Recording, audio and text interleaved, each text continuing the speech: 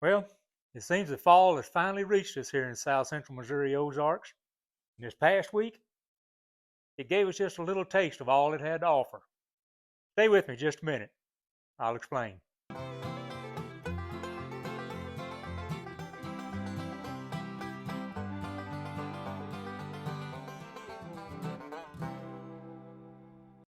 Well, friends, thanks for stopping in here at Ozarks Traditional again for another field report from South Central Missouri Ozarks. When I say that fall gave us a taste of everything it had to offer, this past weekend was ushered in with heavy thunderstorms coming through, and along with that, right behind it, came some falling temperatures. We've been ready for a little bit of more of a fall cool down because we've had some inordinately warm temperatures leading up to it. Uh, we probably got 3 inches of rain out of this line of thunderstorms that came through, and that ended on Sunday afternoon. Monday morning was fairly calm, and then 20 mile an hour, gusting to 35-mile-an-hour winds set in on us, and that went through Monday and right on through on Tuesday. So heavy winds were going those. I had some other obligations that I had to take care of early in the week, so I was not able to get out in the woods on those days anyway. And then Wednesday came along. Wednesday broke very clear, um, cold. When I left out to go out to the hunting stand on Wednesday morning, I actually had a little bit of ice on the windshield that I had to scrape off. So that was a new one for this fall. The day came in very calm with a beautiful, clear, bright, sunshiny morning. Thursday, I didn't get out, and Friday was another day where it warmed up just a little bit with more rain moving into the area. So it's been kind of a up and down little roller coaster ride this week, and the activity in the scrapes with the bucks had actually slowed down quite a bit during the week. It actually kind of reminded me of the old high school traditions that we used to have of the Sadie Hawkins Day dance. It seems that the does were sending out the invitations this week, and the bucks were kind of laying back and waiting to see what does made the offer. So let me leave it at that. Let me show you just a little bit of footage. We'll come back at the end of it and talk about things to come.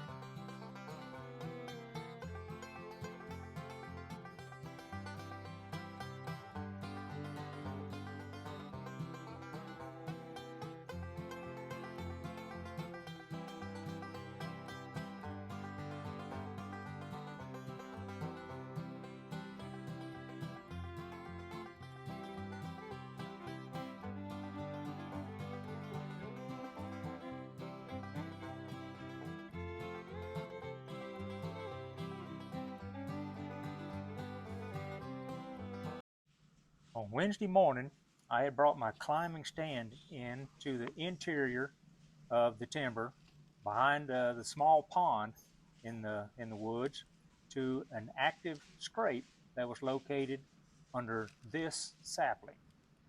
The stand was facing toward the north, and the wind that day was calm but coming out of the west. I had used a milkweed seed pod and tested that wind, and the direction was going straight to the west, right over the top of the little pond that was on my right hand side. Not too long, not too much later, after being in there after sunup, a lone doe coming from the east, traveling west across in front of me. Oh, I'm saying it was probably a little bit before 8 o'clock in the morning. She was on a mission. She went straight through. She was about 30 yards out and made no indication of wanting to come anywhere to check the scrape that I was kind of standing guard over. Just about 30 minutes later, I started hearing some motion in the leaves back to the west of me and in the same trail that doe had taken down. It ended up being a little group of 5 does coming through in the opposite direction of where the other doe had gone in. What transpires now is what took place after those does had crossed over in front of me. I was not able to get my main camera going, but I did have a GoPro set up on the base of my stand, and that's where this footage is coming from. I'm sorry that one sapling is in the way, but it's really all the cover that I had and was kind of necessary for what was going on. But the footage you'll see now is coming from that GoPro camera.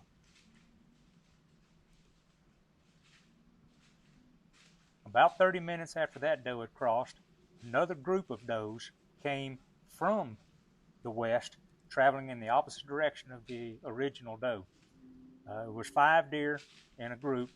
They came across the little clear cut and then started in single file working their way back towards the little scrape. They were coming in to scent check that scrape, and you can see the movement of the deer coming in now. I was standing up. I had tension on the string, just waiting on the right opportunity. This shot would have been 15 to 17 yards had she kept coming. But then, yeah, that's right. It was either a swirl of wind or honestly, I don't think it was wind that got me. I believe that one of the other does, I mean, I had 5 sets of eyes on me, and I believe I must have made a movement that one of those deer caught. And they bolted, not knowing just exactly what was going on, but they came just to the left side of your screen right here, and they all just stood there, looking like, okay, what happened? None of them knew exactly what was going on. They just knew that something wasn't exactly right, and they were probably 22 to 25 yards out at this point, and I was not going to try to make a shot there. After milling just a little bit, they became a little uneasy and a little uncomfortable again. At the bidding of a squirrel that was right there by them, they decided to go on further back into that little clearing.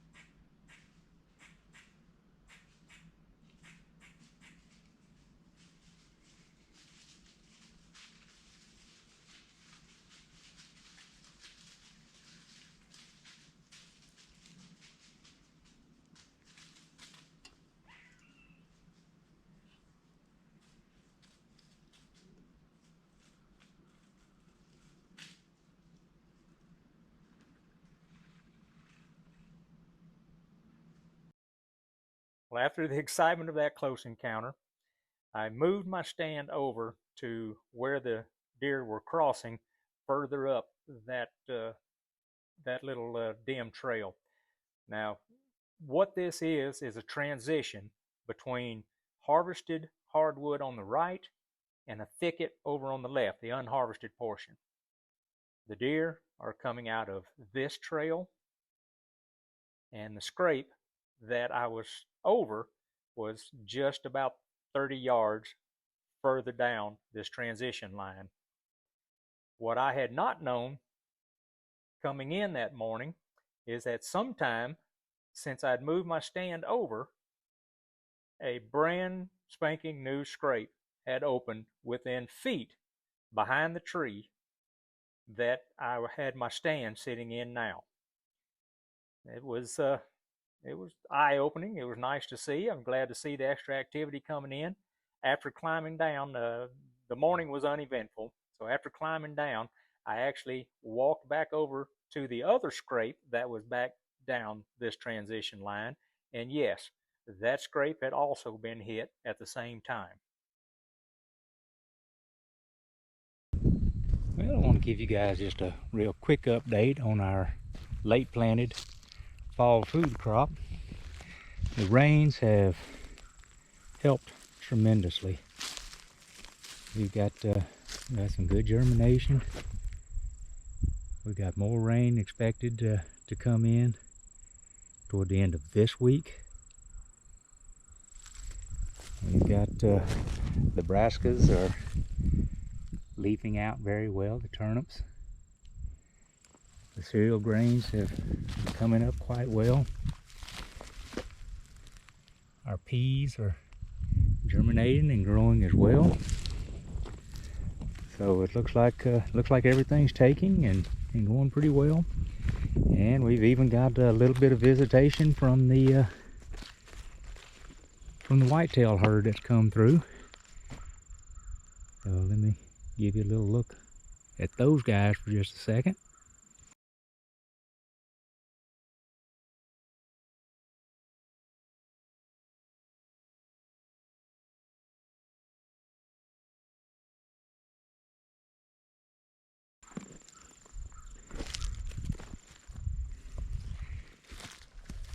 And then coming right through this area,